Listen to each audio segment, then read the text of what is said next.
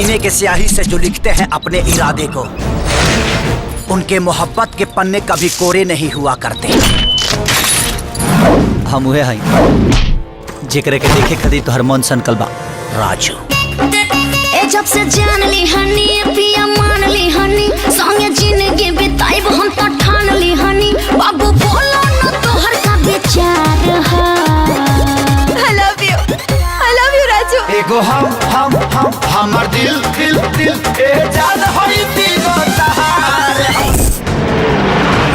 बेटी की खुशी में हमारे परिवार का खुशी है, और ओकर खुशी से कोई खेलस तब हम ओके बख्शब ना।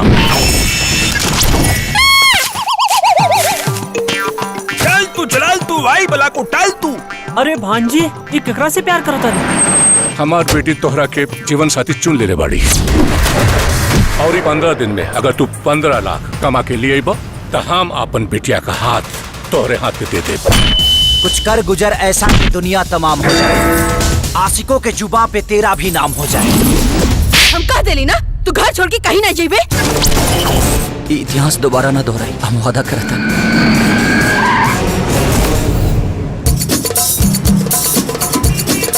Hi baby, I miss you.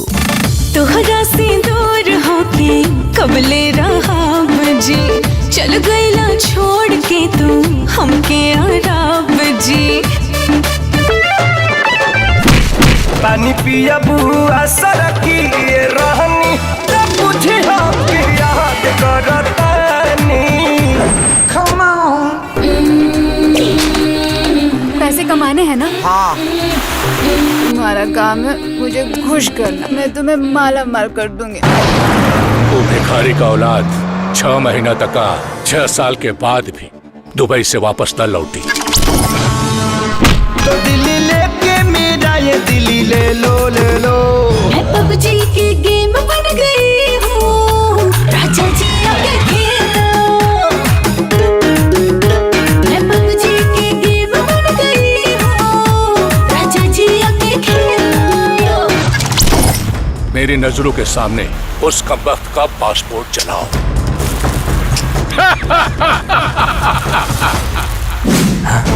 शर्त पर सत्ता और सरकार चलेला, लेकिन प्यार दिल से होला। वो तो के जिए न दे और हम तो के मरे न दे। क्या धोखा दिया तूने शुरुआत वाली को। 1 मिनट सोचने दो क्या क्या हुआ था। जब भी पटना वाली ने मुझे छोड़ा, हटा जा गुजरात वाली को। Welcome to the ring of dare to fight. इश्क में जीने के लिए हर रिस्क उठा लूंगा। जो जिंदा वो सिकंदर। अगर मौत भी आई ना तो महबूबा समझ के गले लगा लो। कसम है तेरे इंतजार का, इत्तेबार तेरा टूटने नहीं दूंगा। रिश्ता अपना जन्म जन्म का है, साथ तेरा छूटने नहीं दूंगा।